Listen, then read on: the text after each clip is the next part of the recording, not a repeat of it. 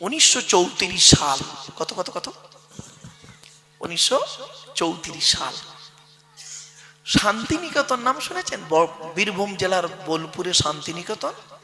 শান্তিনিকেতন থেকে 10 কিলোমিটার দূরে একটা ছোট্ট মুসলিম গ্রাম। সেই গ্রামের কিছু মানুষ, তখন তো এত আলেম হাফেজ ছিল না, তো সেই গ্রামের মসজিদের ইমাম সাহেব উনি বললেন, একটা কাজ করবে তোমরা, কি একটা জলসা দেবে, নবী দিবস দেবে। তা বলছে সে কি করে হবে, বক্তা পাবো কোথায়? তা বলছে কেন, আমি একটু নবী সম্পর্কে আলোচনা করব, তোমরা একটু শুনবে। বলো ঠিক আছে তাই।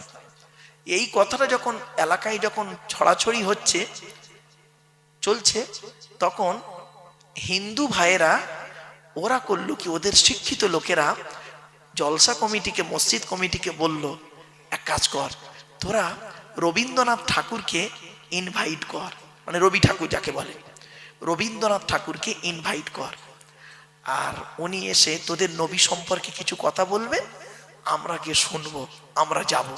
তো ইমাম সাহেব দেখলো ভালো জিনিস, এলাকার ছেলেরাও দেখলো ভালো জিনিস, এখন রবীন্দ্রনাথ ঠাকুরকে দাওয়াত করেছে।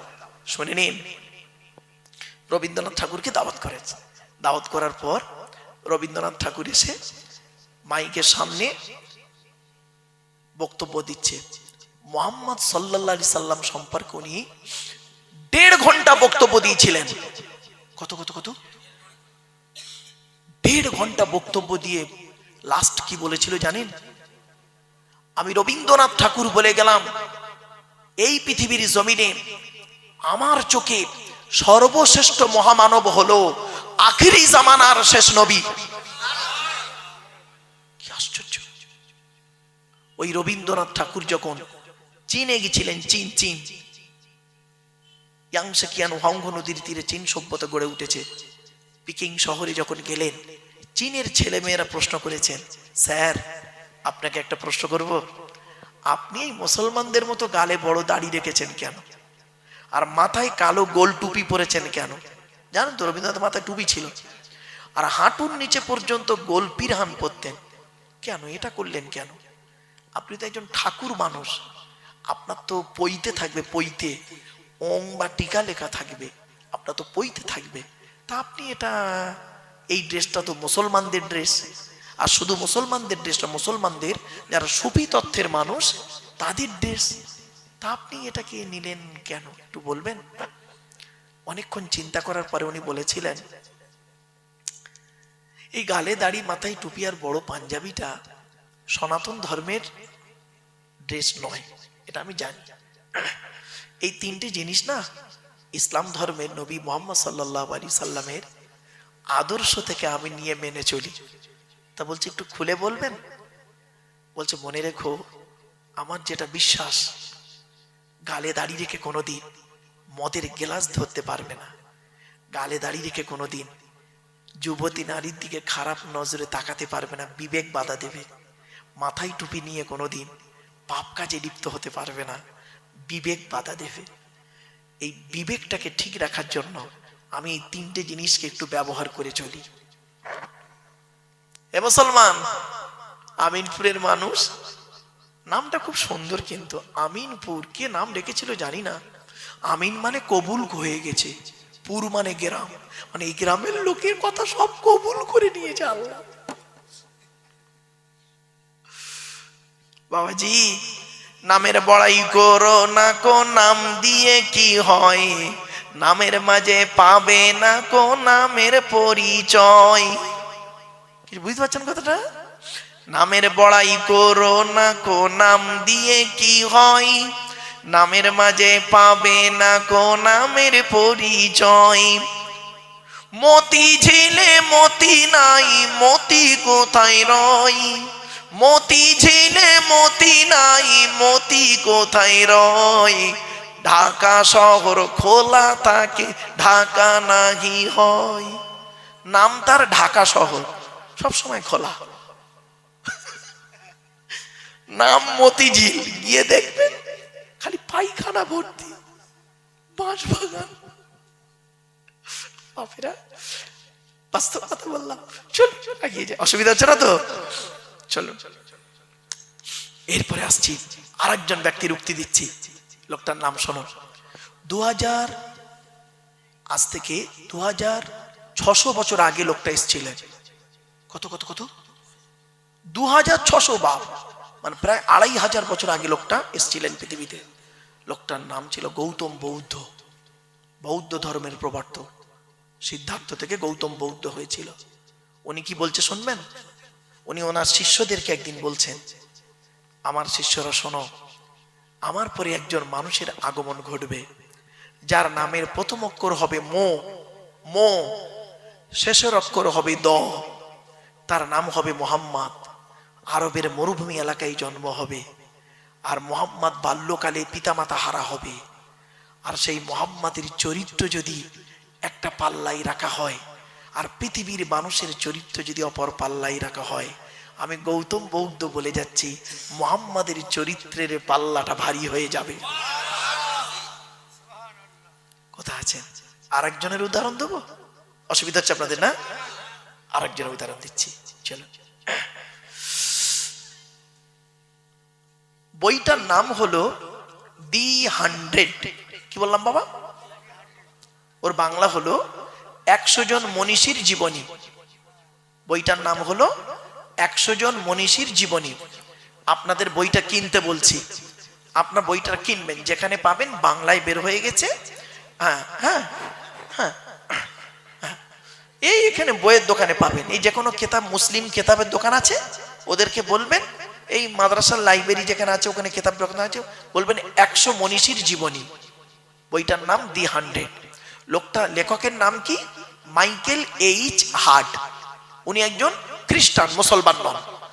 তো ওই বইটায় উনি একজন খ্রিস্টান, তো উনি পৃথিবীর 100 জন মনীষীর জীবনী লিখেছেন। 100 জন লোকের জীবনী লিখেছেন। তা সেই 100 জন লোকের জীবনী পড়তে হয়েছে তবে তো লিখেছেন। আরে ভাই বলুন না, হট করে লিখে দেবেন? উনি বলছেন, আমি বহু লোকের জীবনী পড়েছি, পড়ার পরে তাদের ভেতর থেকে 100 জন লোককে আমি নির্বাচন করেছি, আমার এই বইয়ের মধ্যে লিখেছি। তাদের মধ্যে সর্বপ্রথম আমার নবী হলো ঈসা নবী। কিন্তু আমি যা দিয়ে শুরু করেছি, বইটা খুলে দেখবেন, আপনারা পড়বেন, প্রথম পৃষ্ঠায় পাবেন বইটার প্রথম শুরু করেছে মুহাম্মদ সাল্লাল্লাহু আলাইহি ওয়াসাল্লামের নাম দিয়ে। তো উনি যেদিন বইটা পাবলিশ করেন, সেদিন বড় বড় প্রফেসররা ওনাকে প্রশ্ন করছেন যে আপনি একজন খ্রিস্টান হয়ে খ্রিস্টান ধর্মটাকে ছোট করলেন, ঈসা নবীকে ছোট করলেন, ইসলাম ধর্মকে বড় করে দিলেন, মুহাম্মদ সাল্লাল্লাহু আলাইহি ওয়াসাল্লামকে বড় করে দিলেন। আপনি মুহাম্মাদের জীবনী দিয়ে শুরু করলেন, কেন খ্রিস্টান ঈসা নবীর জীবনী দিয়ে শুরু করা গেলনি? উনি অত লোকের সামনে কি বলেছিলেন শুনে নিন। ওই বইয়ের প্রথম পৃষ্ঠায় রয়েছে, দেখবেন। ঠিক সংক্ষেপে বলছি, বেশি লম্বা চওড়া নয়, কারণ টাইমের ব্যাপার আছে, বোঝাতে হবে।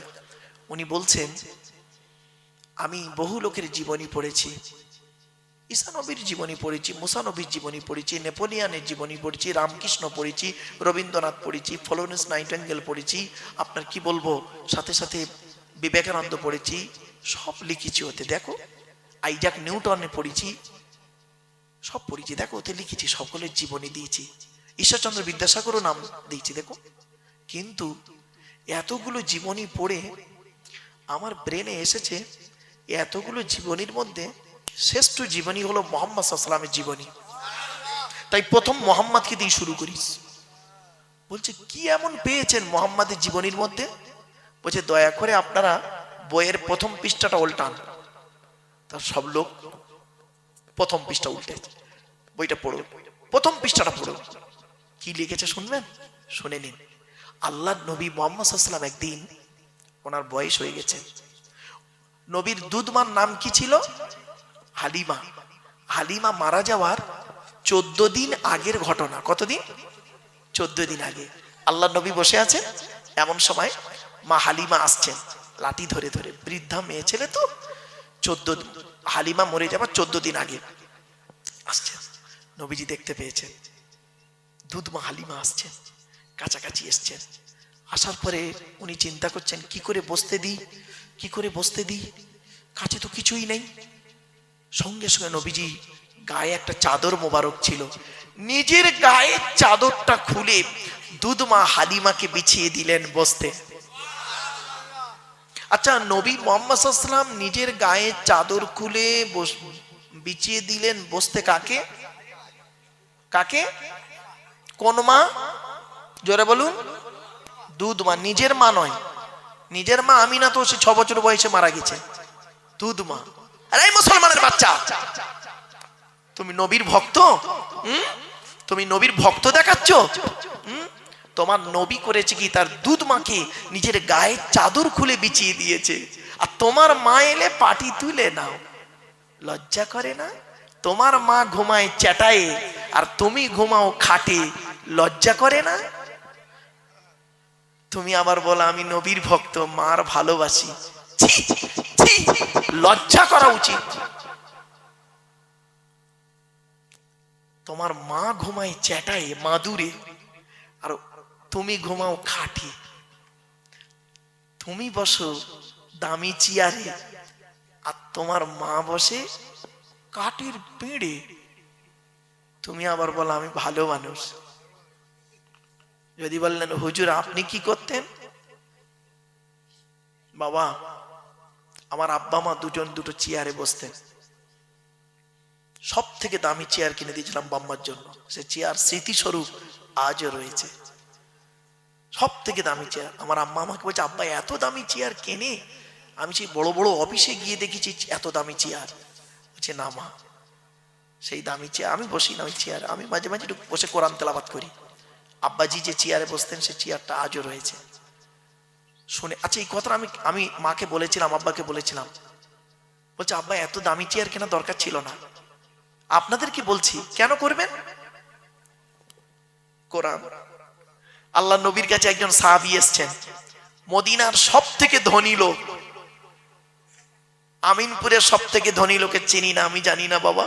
তো মদিনার সব থেকে ধনী লোক, লোকটার নাম হলো আমর জামু। কি বললাম বাবা? নামটা মনে রাখবেন, আমর জামু রাদিয়াল্লাহু তাআলা আনহু। উনি নবীজির দরবারে আসছেন। নবীর ডান দিকে আবু বকর সিদ্দিক রাদিয়াল্লাহু তাআলা আনহু বসে আছেন, বাম দিকে হযরত ওমর রাদিয়াল্লাহু তাআলা আনহু বসে আছেন। হযরত আবু বকর বলছেন ইয়া রাসূলুল্লাহ, ওই দেখুন এলাকার সব থেকে ধনী লোকটা আসছে, আমর জামু। আচ্ছা একটা কথা আপনাদের বলি, আবু বকরের সঙ্গে নবীজির সম্পর্ক কি ছিল? শ্বশুর জামাই। আচ্ছা, আবু বকর শ্বশুর, নবী হলো জামাই। কে বড়? কে বড়? আপনাদের ধারণা ভুল, শুনে নিন। দুনিয়ার দিন রাত্রির গণনার বয়সে সম্মানের দিক থেকে তো নবী বড়ই। দুনিয়ার দিন রাত্রির গণনাতে নবী বড় আবু বকরের থেকে। ক বছরের বড়? শুনে নিন, 2 বছর 2 মাস 10 দিনের। আবু বকরের থেকে নবীজি 2 বছর 2 মাস 10 দিনের বড় হলো নবীজি। আপনাদের ধারণা ছিল শ্বশুর বড় হয় জামাই ছোট হয়, তাই তো না বাবা, না। শোনে, 2 বছর 2 মাস 10 দিনের বড় হলো আবু বকর। তো হযরত আবু বকর বলছেন ওই আমর জামু আসছে। নবীজি বললেন দাঁড়াও, ওকে আসতে দাও, আসতে দাও।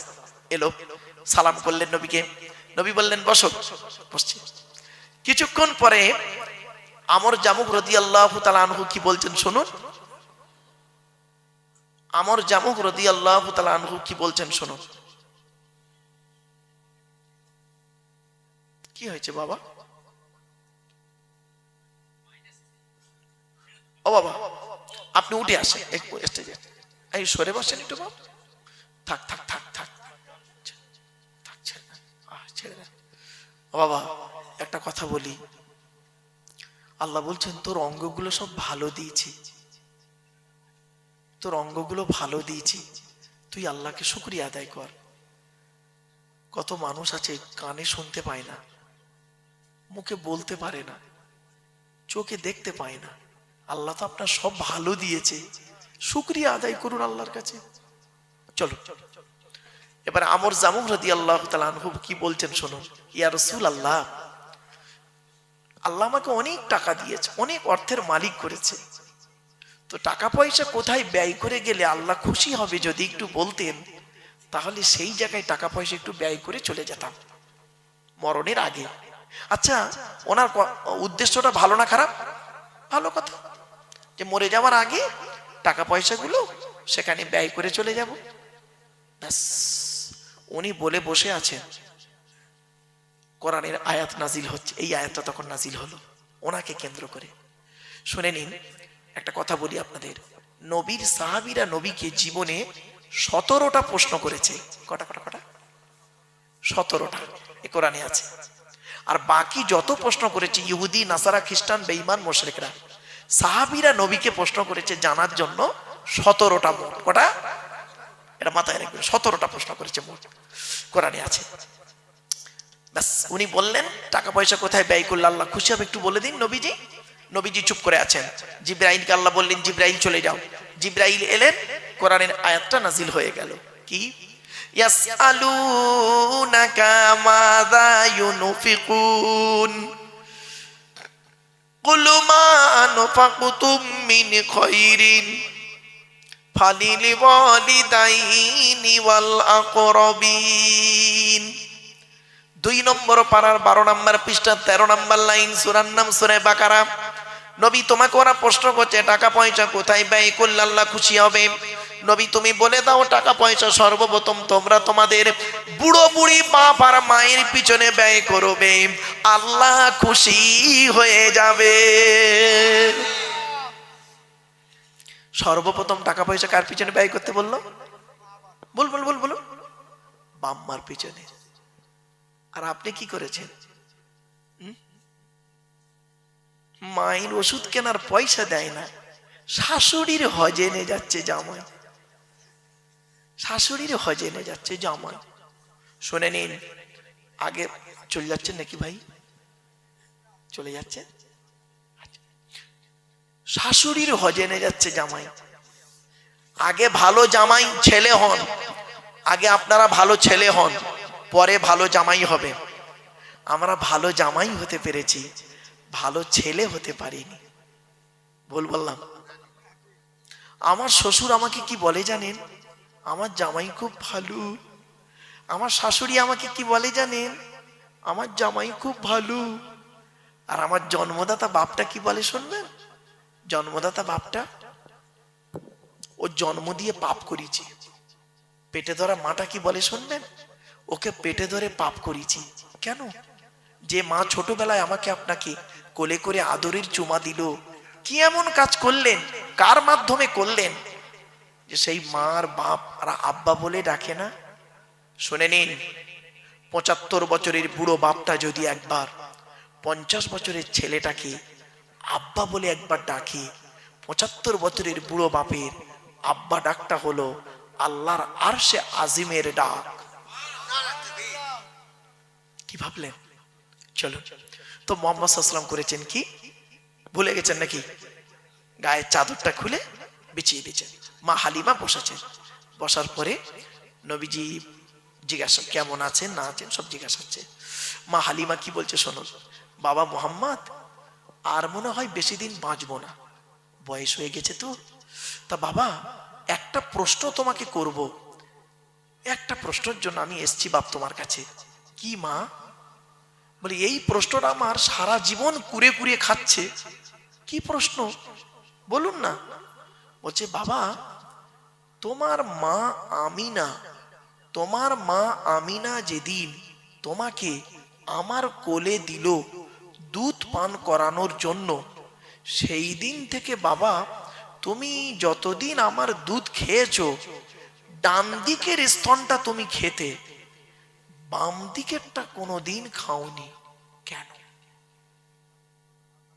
কি আশ্চর্য শোনেন, ডান দিকেরটা খেতে, বাম দিকেরটা খেতে না। আমি অনেকবার চেষ্টা করেছি বাম দিকের স্তনটা গালে দিতে, তুমি মুখ বন্ধ করে নিতে। আমি একদিন তোমার বাপ হারেস, নবীর দুধ বাপের নাম কি? হারেস, মানে হালিমার স্বামী।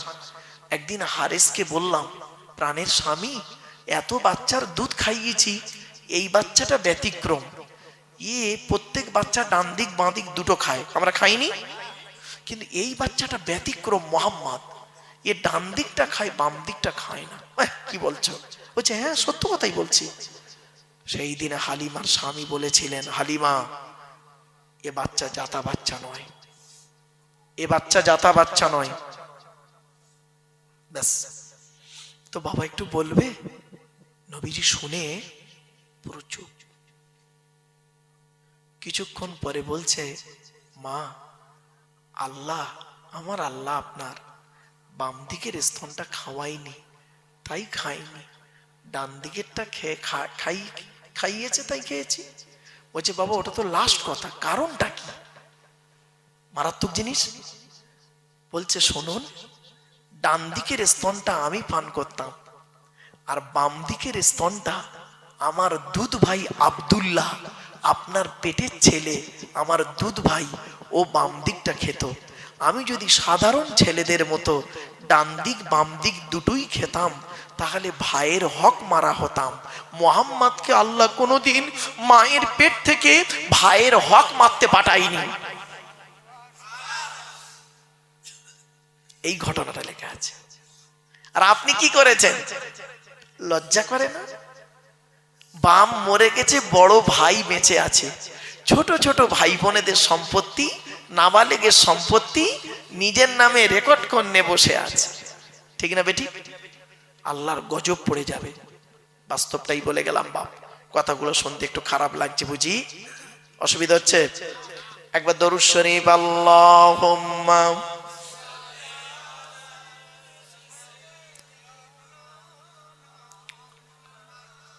ওয়া আলা আলি সাইয়্যিদিনা।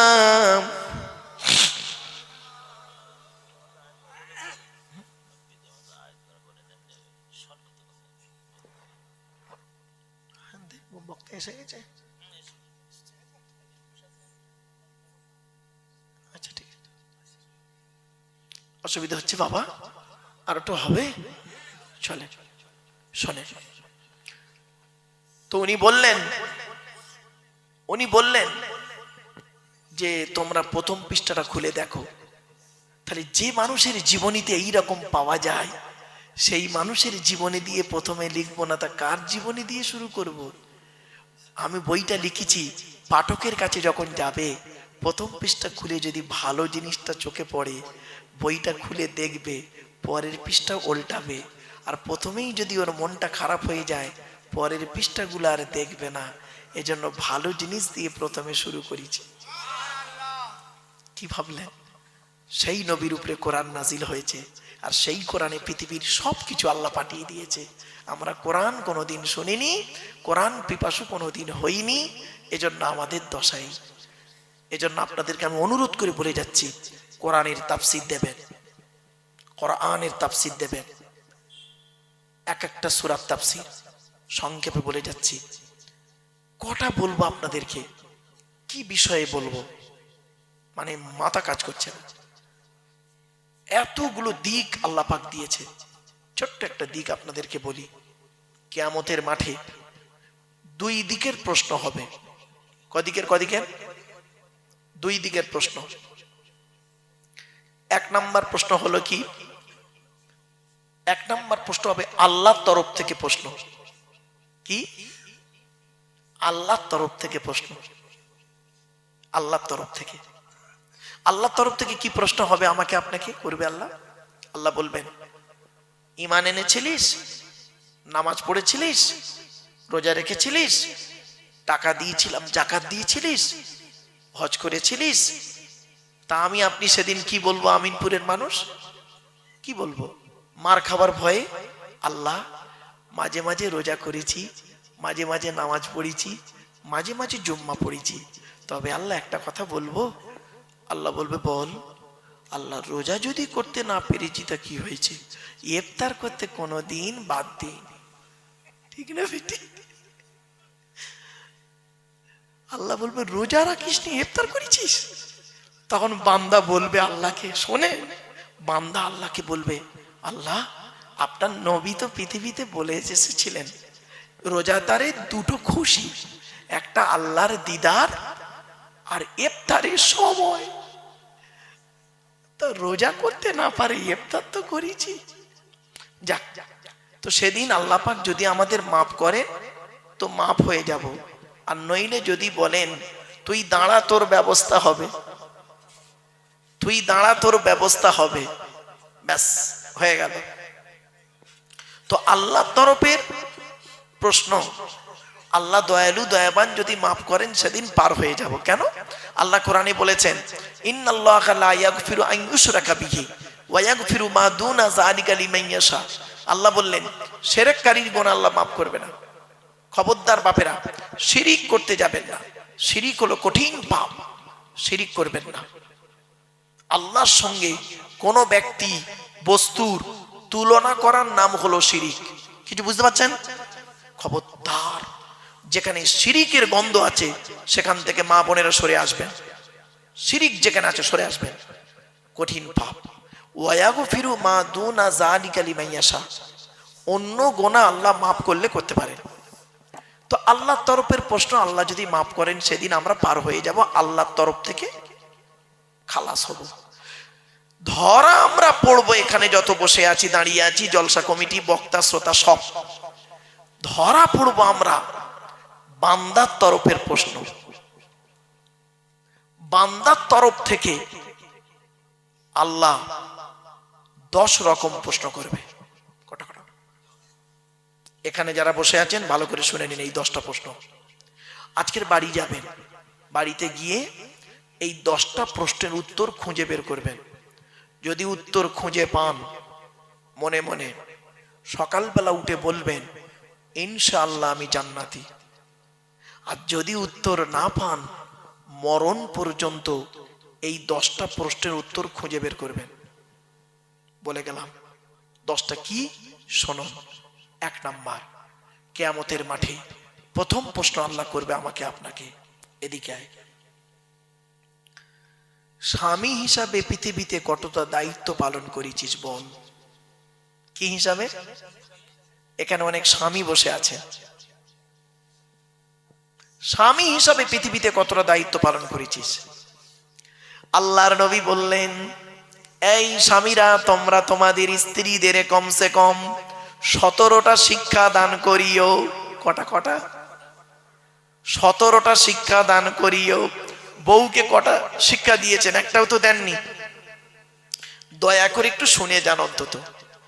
1 নাম্বার নবী বললেন, এই স্বামীরা, তোমরা তোমাদের স্ত্রীদেরকে এই শিক্ষা দান করবে, আসসালামু ক্বাবলাল কালাম।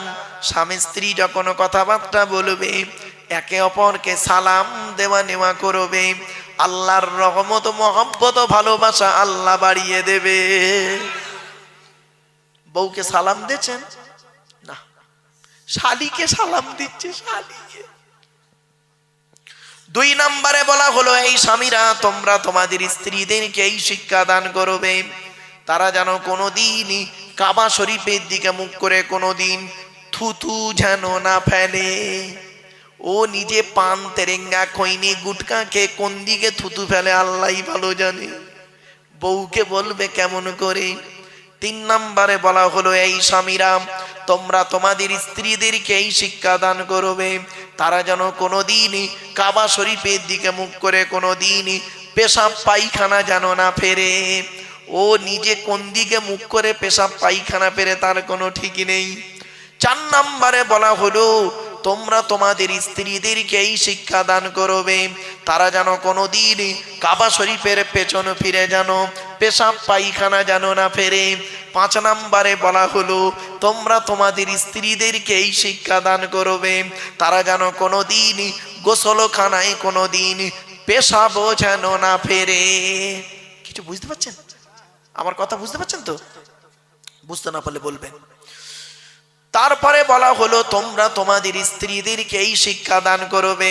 মা বোনেরা শুনে নিন, মায়েরা বোনেরা, তোমরা তোমাদের স্ত্রীদেরকে এই শিক্ষা দান করবে, তারা যেন কোনোদিন গোসলখানায় উলঙ্গ অবস্থায় গোসল যেন না করে।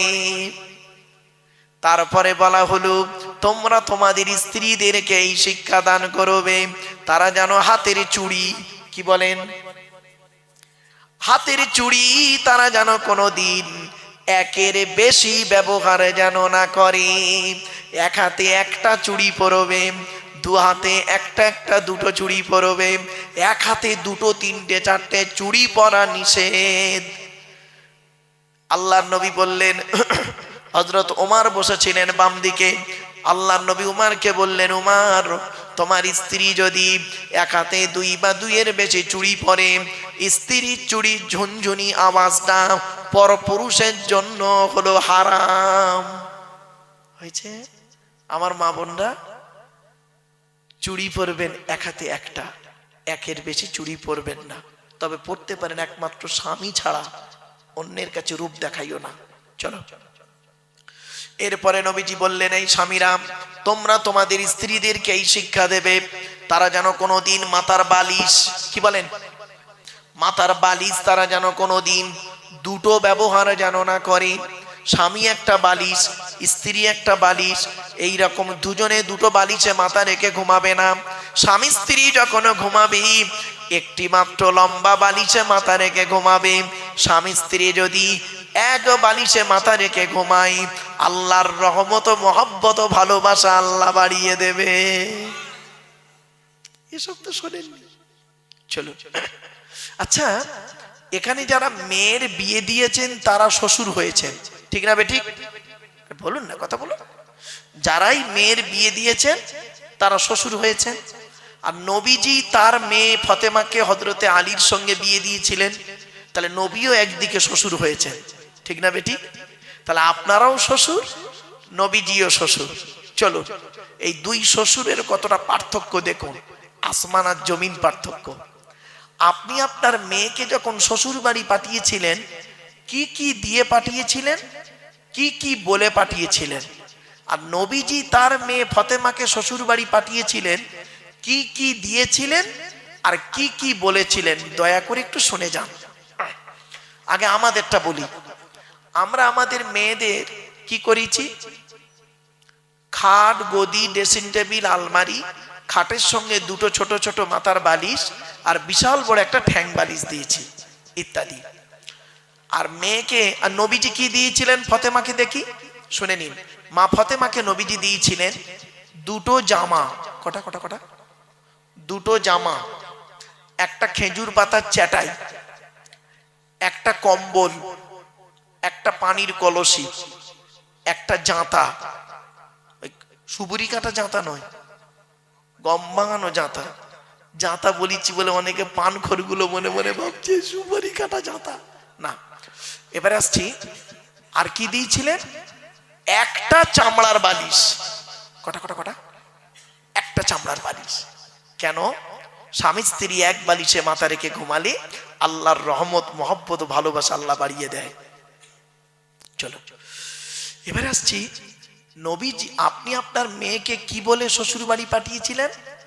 মেয়েটি যেদিন শ্বশুর বাড়ি যাচ্ছিলেন, জীবনের প্রথম বরের গাড়িতে ওঠার আগে, মেয়েটি তার ভাই বোনের গলা জড়িয়ে কেঁদেছে, মায়ের গলা জড়িয়ে কেঁদেছে, সর্বশেষে এসে বাপের গলা জড়িয়ে কাঁদে, ঠিক না বেঠিক? বাপ তখন কি বলে সান্ত্বনা দেন আপনারা? কাঁদিসনি মা, কাঁদিসনি, আমরা কাল সকাল সকাল যাচ্ছি, ঠিক না বেঠিক? এটাই তো বলেন। আর নবীজি কি বলেছেন শুনুন, চমকে যাবেন। আমার মা বোনেরা সব শুনছে, হ্যাঁ, মা বোনেরা শুনে নিন। নবীজি কি বলেছিলেন?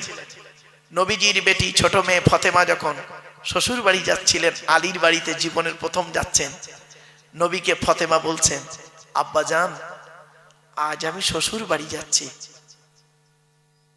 মা তো বেঁচে নেই, আপনি আমার আব্বা, আপনি আমার মা, আজ শ্বশুর বাড়ি যাচ্ছি আব্বা, কিভাবে চলবো আপনি বলে দিন। নবীজি একটা কথা বললেন, মা বোনেরা শুনুন, একটা কথা বললেন, ফতেমা, ফতেমা, আলীকে দ্বিতীয়বার ডাকতে যেন না হয়। কি বললো? কি বললো? আলীকে দ্বিতীয়বার ডাকতে যেন না হয়। তার মানে কি? এক ডাকে সাড়া দেবে, এক ডাকে সাড়া দেবে। তো মা ফতেমা বললেন, জি আব্বা জান, আমি স্মরণ রাখবো কথাটা মরণ পর্যন্ত। ব্যাস, মা ফতেমা যতদিন বেঁচে ছিলেন হযরতে আলীর এক ডাকে সাড়া দিতেন। একদিনের একটা ছোট্ট ঘটনা শুনে নিন, চমকে যাবেন। দেখুন, হযরত আলী একদিন নবীজির দরবার থেকে বাড়ি আসছে, অনেক রাত হয়ে গেছে। হাসান হুসাইন বাড়িতে আছে, বাচ্চা বাচ্চা ছেলে। হযরত আলী রাস্তা দিয়ে আসছে আর মনে মনে ভাবছে, হিস, আজকের এত রাত করে ফেললাম, ঠিক হলো না। ফতেমা জেগে আছে, হাসান হুসাইন বাচ্চা দুটো আছে। লজ্জিত ভাবে এসেছে বাড়িতে, এসে দরজায় ওই বালাটা আস্তে করে নাড়া দিচ্ছে, দিয়ে হালকা আওয়াজে ফতেমা একবার ডেকেছে। সঙ্গে সঙ্গে মা ফতেমা লাব্বাইক বলে দরজা খুলে দিয়েছে।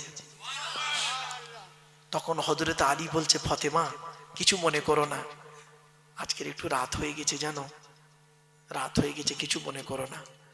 আর কাল থেকে আমার জন্য জেগে বসে থাকবে না, তুমি খেয়ে নেবে, হাসান হুসাইনকে খাইয়ে দেবে, তোমরা তিনজনে খেয়ে ঘুমিয়ে যাবে।